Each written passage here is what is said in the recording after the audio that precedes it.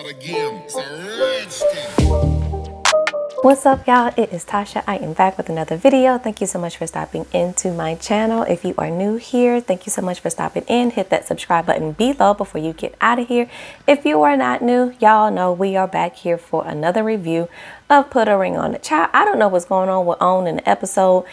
Tonight, my DVR said this was episode 8. Last week, when I went to look at the episode, it skipped episode 7 and went to episode 8. I guess this is episode 8, child. I don't know at this point. But anyway, let's get into the episode, okay? So we pick up where we left off with Joya, and she says yes to a second date with Luther since they had so much fun. Dr. Stacy, tells Jasha it's okay for you to express your emotions because y'all know Jasha keep playing it calm, cool, and collective like he ain't even bothered. But this episode, we could tell he was bothered by this date that Joya went on. So he says that, he felt a little bit uncomfortable. So I'm like, finally, you admit that you're feeling something with her going on these dates. Thank you, sir. We all appreciate it. So to recap from last week and today, Zay will go on a second date. Joya will go on a second date. Catherine will go on a third date. Ricky and Jasha will go out with someone new, and so will Jasmine. Dr. Stacy basically tells them that this week is for them to work through their issues and to see if they're really trying to work through those things or trying to avoid those things. Over at Zay and Jasmine's house, Jasmine's getting ready for her date, and Zay says he's a little bit nervous. He tells her, don't bring any more of them tall flowers home. Long stem roses, sir? They're long stem roses. What does this lady see in this man? Between him and Ricky, I just don't know what these women see in them, okay? So Jasmine's date, Josie shows up. He got his little fanny pack on, child, his colorful sweater, and his drip, as he called it.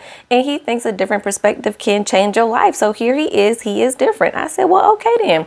He comes to the door, he goes in for the hug, and Jasmine is like, no, no, no. We can't do the hugging. And mainly she tells us that was because she wanted Zay to see that she was doing her part in respecting the boundaries. Although she's like, I'm not sure if Zay would have declined a hug if somebody came in. So girl, this whole show and tell, why? Just do what you feel like doing. It's not that serious.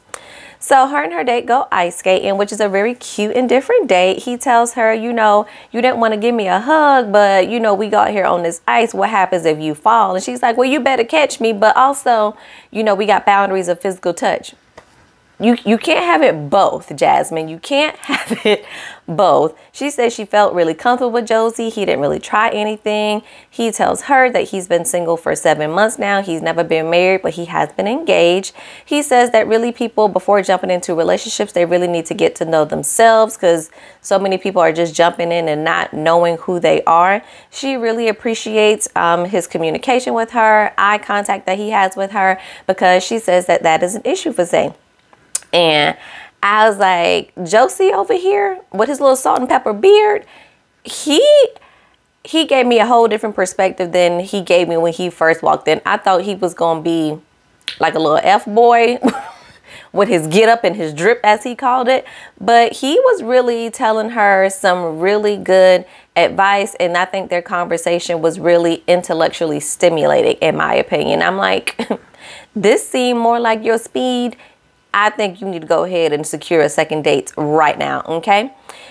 He asks what is not working in their relationship, and she says that Zay basically keeps selling her a dream of marriage. So basically, he brought up the idea of marriage, and he is the one that's not going through with it. She says this is the most submissive that she's ever been in a relationship because before, she's from New York, and she can have a little bit of a mouth on her. And I was like, well, it seems like you still got a little bit of a mouth, but child, Jasmine is having a good time. She is giggling this terrible laugh all over the place that is tearing up my nerves, but they have a great first date. Next up is Joya and her second date with Luther, and then we see Jasha going on his first date with Soraya, and she's a real estate agent. She looks eerily familiar. I can't remember, but it felt like another date that was earlier this season. She looks like her, or maybe, hell, maybe she just looks like Joya, and she got everything else that Joya got, so maybe that's why. Jasha says that Soraya has some of the same qualities as Joya. She kind of even looks like Joya. When we switch back to Joya's date, Luther comes to the date with a gift for her, and she's opening the gift, and he's like, you know, telling her about, you know, you from New York, you like flamingos, your favorite color is turquoise. Like he's picking up on all these gems that she has dropped of, you know, who she is and what she likes. So he ends up bringing her a painting that the background is turquoise of her favorite color, and he has the New York symbols like you would see like on a New York Yankee hat, and he has that painted in pink but in a flamingo. Like it was pretty dope. I was like, now this is creative. This got you those brownie points, Luther. Okay, like this is where it's at. So Jasha and Soraya, they talk about, you know, what they like, their favorite places to travel, yada, yada, yada. Same first date stuff we've seen over and over. Jasha says he can't really focus because he's really nervous about Joya being on his date. And I was like, Jasha, so you bothered, huh? You a little bit bothered. Love to see it. Love to see it. So Joya and Luther, they're talking about how many kids they want. Luther's like at least, I think he said at least 3. But you know, if his partner was game for more, he would be game for more. He has this little V-neck button-down shirt on, and she can see his tattoos peeking out. So she's like, let me see the rest of that. So he starts, you know, flashing open his chest a little bit so you can see the rest of his tattoos. And she's like, okay, I like it. And Luther's like in his confessional, I got some other ones too that maybe she'll see one day if she wants to. I'm like, Joya, you flirting a little bit heavy, child. I don't know if you would like this if it was Jasha, child. I just don't know. Over back at Jasha in his date, they both share that they've been married before. She has 2 kids.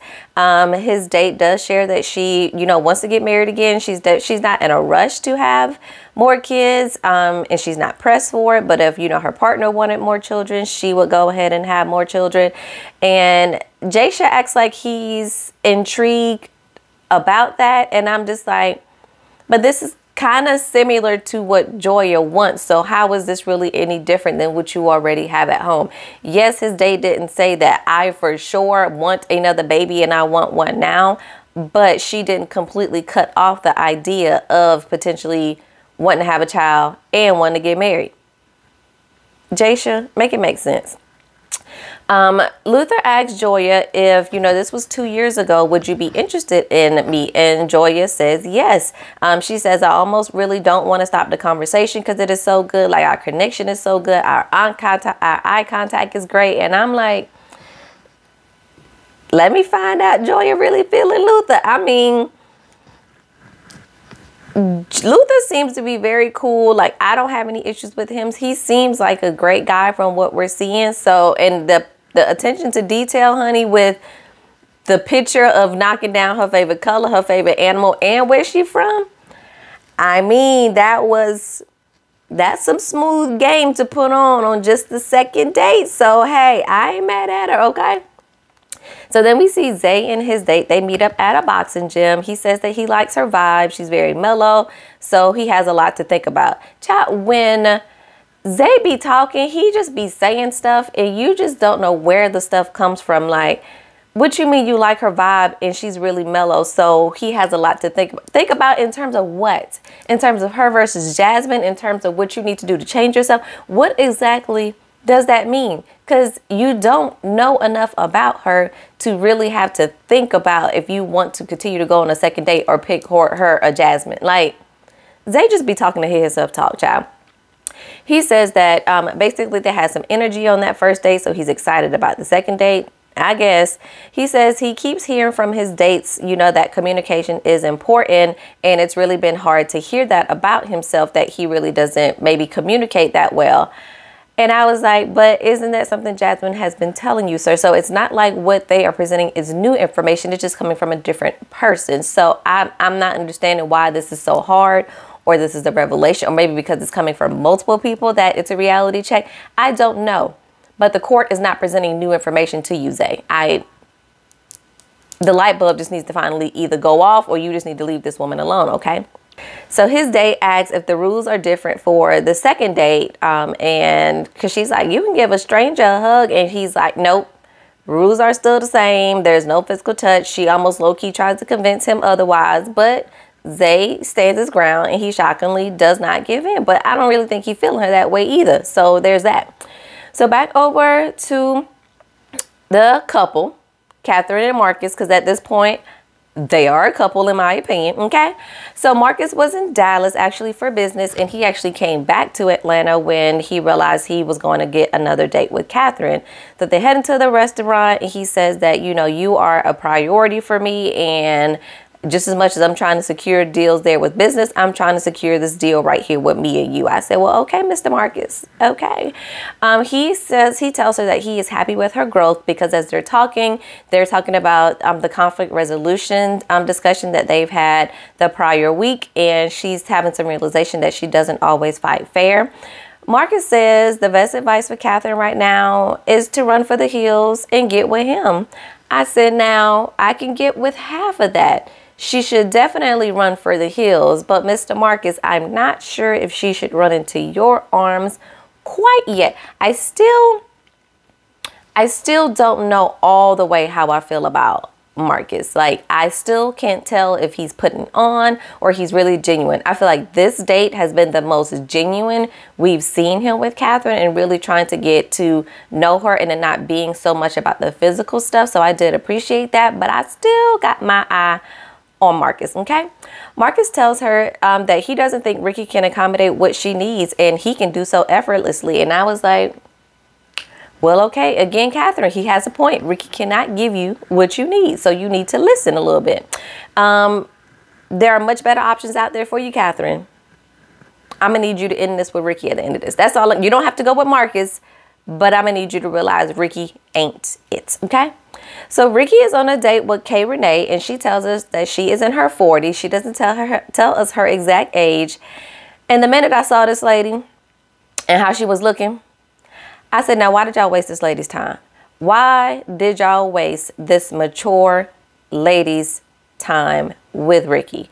Ricky says that, you know, she isn't really his type, but he's open to trying new things. She tells him that she was married before, but it was for a short time. He shares that he was married before as well.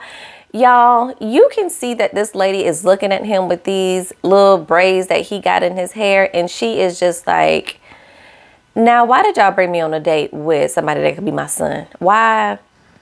Y'all see, I'm looking how I'm looking, and y'all brought me on this date with this man that I'm looking at across from me. Y'all are playing with my time. Y'all are playing with my time. Y'all wrong for this.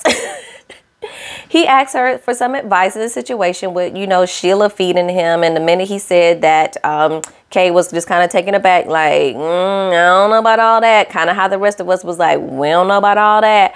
But she says that she can see both sides of it and that she can see that there are some insecurities there and really some inner thoughts that Ricky has that he really needs to share with his partner. Child, this date was basically a mentor session. Like, this was not a romantic date at all between Ricky and Kay. And y'all had Kay out here wasting her good outfit, her good hair, her good makeup on Ricky. Now let's move on.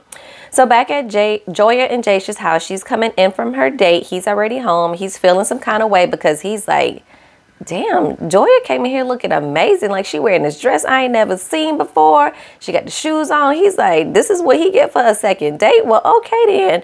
Jasha was bothered, honey. But Joya comes in, says her date was good. She shows him the painting. He's like, he got the flamingo, the New York, her favorite color. Like, Jasha is like, I don't really like the painting, but, you know, I just got to eat this one because he knew this was a very, very thoughtful gift. So he's like, I don't know where that's going at, but he already knew, like, ooh, old dude came in a little bit heavy on my girl, and I don't know how to feel about that. But Joya tells him that Luther really made her feel appreciated and seen. And again, Jasha is not, he ain't liking this. He feeling real uncomfortable, and he don't like to feel uncomfortable, I can tell.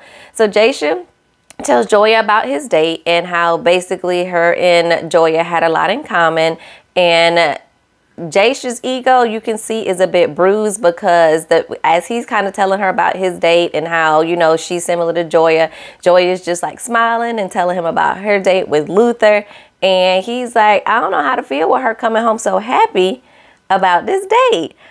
So she tells him that, you know, Luther asks if, you know, this was 2 years ago, would you consider me and would we potentially date? And she says, I told him maybe. Girl, you told that man yes. You told that man yes. But okay, girl. So back over at the couples group session this week, Jasha says he's ready to show his emotional side. We recap all the dates. So first up is Jasmine. She tells the group that they went ice skating and all the group was like, oh, that's different. That's fun. So she says they had a lot of fun and she likes having the full attention of her date because, of course, that's the issue with Zay, you know, being on his phone or just doing other things and her not having his undivided attention. Zay says he really needs to clear his mind before kind of having these conversations with Jasmine. So Dr. Stacy gives them the advice of maybe y'all should set a time up that whatever needs to be discussed, we discuss it at Monday at 7 o'clock or whatever it is, so that he can have the proper time to clear his mind and kind of he knows what's going to happen when they do have this discussion. I guess it'll work. I don't know. Zay just sounds like he got a pea brain up there and he really just can't have deep, thoughtful conversations. That's the vibe that I get, child. Jasmine, anyway, she says yes to a second date with Josie, as she should. Zay said it wasn't much to discuss because basically his dates just showed him the steps that he needed to take in his relationship. So there's no next date with his date. Ricky talks about his date with Kate and says that, you know, she was a real lady. And I was like, what? Yeah, she's a real girl. Like, what? Okay, Ricky. She said, you know, Kay was really rooting for him on some things and that really made him feel good. And I said, yeah, she was rooting for you because she wanted to let you know, don't come back over here. Don't be asking for no second date with me. I'm not for you, young man. Okay. So yeah, she was going to root for you and Catherine because she don't want to go out with you again. All right. But anyway, he says no to a second date with her because she was more like a teacher and you're more like a kid with these braids in your hair. Catherine talks about her date with Marcus and how Marcus really acknowledged a lot with what was going on with her and Ricky. And on previous dates, he kind of shied away from that. But she thought Marcus gave her great advice. And she says she really needs to be honest with herself and where she at and how she feels. And she starts to get a little bit emotional. And I'm like, yeah, you need to check in with Catherine. Like, you need to do that self-work on yourself. Like, for you to be able to acknowledge that and to get emotional about it, like, girl, I'm proud of you making progress. If you ain't making progress on this relationship, you making progress on yourself, and I'm proud of you for that.